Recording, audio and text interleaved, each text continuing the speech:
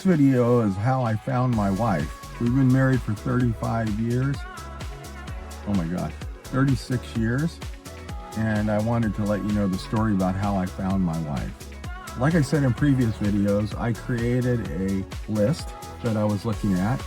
I was dating, so I would find things that people had on the list. I'd add to the list, take things off as it occurred to me. And so I had my list. I work for a company called Perrybuilt Pools, and I won a vacation to Hawaii. So I was going there with 22 salesmen total, and all of them had wives except for 2 of us. We were the only single guys there. And so as I was going out, and we had a good time with these guys, we got to the last night that we were there in Waikiki. So we were at the Pink Lady, the Royal Hawaiian. It's really iconic on the beach there. Beautiful hotel. And I had a room there all by myself, even though, you know, a lot of the guys had rooms with their wives. And so we were on the last night there. I remember there was a booze cruise that was involved, and I remember kissing one of the girls on the boat, and thinking, wow, I wish I wasn't leaving tomorrow. And then we went to a dinner party where we got to drink more, got to get up on the stage, and we were singing, and I know I was acting up. I was having a good time. And then the last part of it, we were going to go back to our hotel, and all the married guys still wanted to party. I mean, it's sort of like 1 or 2 in the morning. So they were like, come on, Dave, come on, one more place. I really did not want to go. I was a single guy already, so I was used to going out and staying up late, but we were leaving the next day, so it was important for me to get some sleep. But I said, okay, we'll go one more place. So right next to the hotel, there was a bar called the Annex. It was a dancing, bar area. And so we went in there, we're drinking some more. And normally I don't drink anymore, but back in the day I did. And normally I don't drink that much, but back in the day I did. And so as I was sitting there with my friend, who was also single, 3 women walked in with 3 men, all about the same age. And so they sat across from us, across the dance floor, and one of them just caught my eye, and it was my wife. She was all dressed with pink, she had pink pants on and a pink sweater, and then she was wearing white tennis shoes, and she had a vest over her. She was like the cutest thing I ever seen. Bangs, she had earrings on, her hair was all kind of curled like Farrah Fawcett. And so I'm looking at her, I'm kind of watching her, and I'm a little drunk, and I thought that she was looking at me. So I told the guy that I was with, my friend, I said, hey, that girl is checking me out. And he looked over there, and he kind of watched her for a second, and he goes, no, I don't think she is, Dave. And I go, no, I think she's winking at me. And so he looked at her again, and he said, no, she's not winking at you, Dave. But I really thought she was. And so I said, well, I think I'm going to go ask her to dance. This would have been great because I had been drinking so much. I don't know how well I could have danced, but he pointed out, well, what about her boyfriend there? They came in with 3 guys, and it looks like this guy is her boyfriend. So now that was a problem. I looked at him and thinking, like, it looks like it might be your boyfriend, but then I told my friend, I can take him. I could take him if he said something to me. So my friend just shook his head, and I got up, I walked across the dance floor, and I walked right up to her, and I said, hey, would you like to dance? And she's sitting right next to a guy, which I would have never done this sober. And she said, sure. So she got up, and we started dancing, and she's the cutest girl dancing. Just had this, I have to describe it as a white girl dance, back and forth, kind of thing. And her outfit was really cute, and she's just like adorable. So as we're dancing, I'm talking to her. One of my first questions was, is that your boyfriend next to you over there? And she goes, oh, no. Those are some military guys that are following us around. And I come to find out that was pretty common. They 3 guys hooking up with 3 girls and following them around, trying to, get their number or whatever. so that made me feel like, well, maybe I have a chance. Now, a lot of times when you meet people there, you'll ask them, oh, where are you from? And I'm from California. And they'd say, oh, I'm from Minnesota. And I'm like, oh, that's not going to work, because I'm not going to fly back and forth to Minnesota. I mean, as bad as it sounds, there's a little bit of a location issue.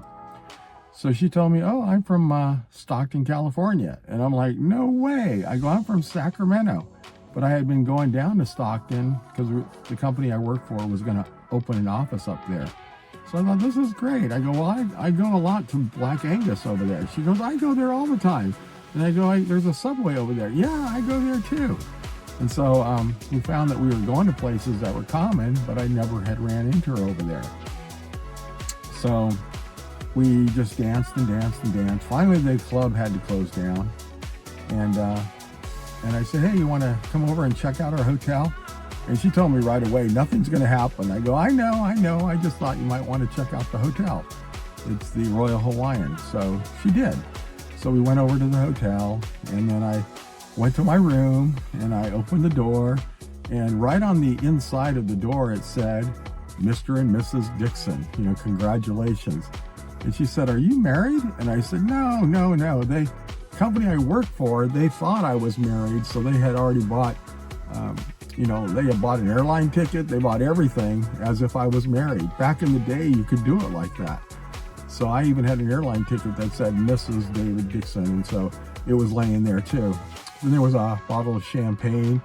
It had Mr. and Mrs. Dave Dixon on it, and then the room had it on there, and there was like a little cheese thing, and it had it on there. I spent a lot of time trying to convince her that I was not married, and finally I think she believed me. And so we ended up talking, and we got out of the room, went out to the pool, and we were talking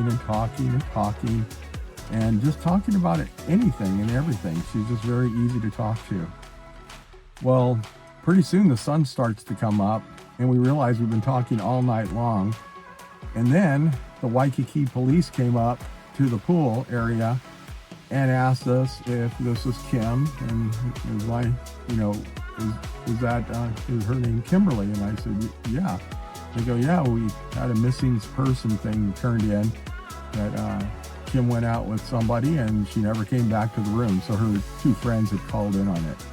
And so we figured that'll be about the time we need to break this up. And I got her telephone number, and I said, I'll see you later today before I leave. And so we decided to meet like about 10 o'clock. So she went back to her hotel. Everybody was happy.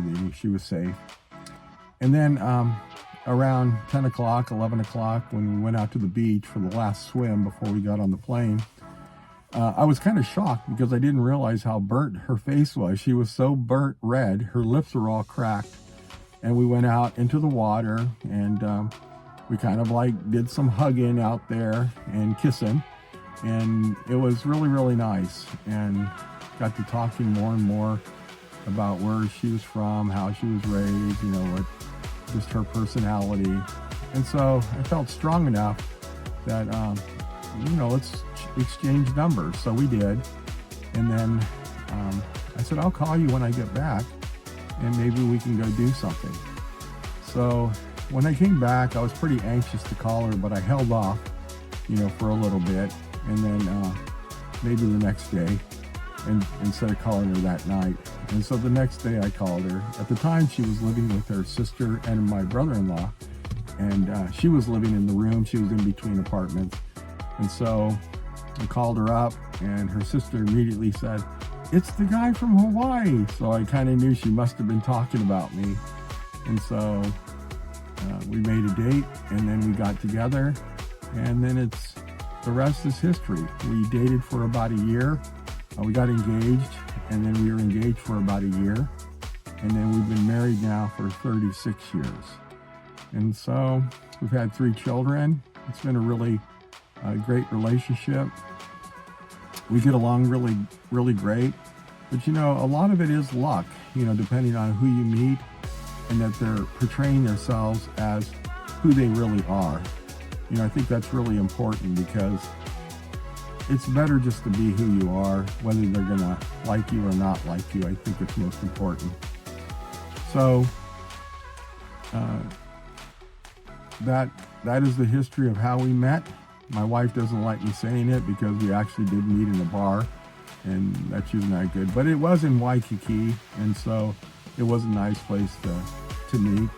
When we got married, we had about 300 people at our wedding, and I think on my side I probably had about 15. So the rest of them were really her family's friends and family, that went to the wedding. And then we did go back to Hawaii for the honeymoon. We did 1 week in Hawaii, 1 week in Japan, and then another week in Hawaii where we flew out her mom and dad. And I was just really happy that she had such a great relationship with her family, and that she was so close with her mom and her father. And that has made really all the difference in the world, being with somebody that is that way.